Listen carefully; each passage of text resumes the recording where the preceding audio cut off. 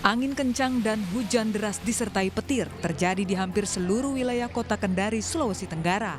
Kejadian ini terekam kamera warga. Video warga juga merekam saat petir menyambar sebuah pohon yang berlokasi di Jalan Poros Puatu, Kota Kendari.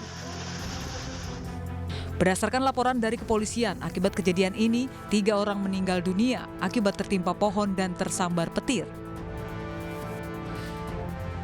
Kepala Bidang Penanganan Kedaruratan BPBD Kendari Muhammad Sadrin mengatakan data sementara akibat badai angin menyebabkan 124 rumah warga rusak parah dan sebanyak 29 titik pohon tumbang.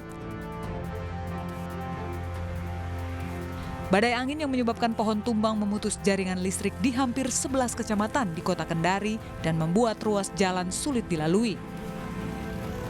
Sementara waktu sampai saat ini itu kurang lebih 100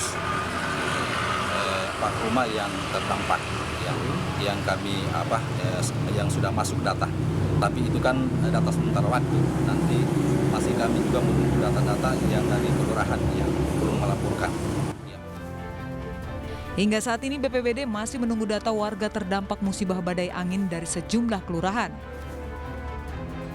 Pihak BPBD bersama instansi terkait juga terus membersihkan pohon tumbang yang masih menutupi ruas jalan dan rumah warga.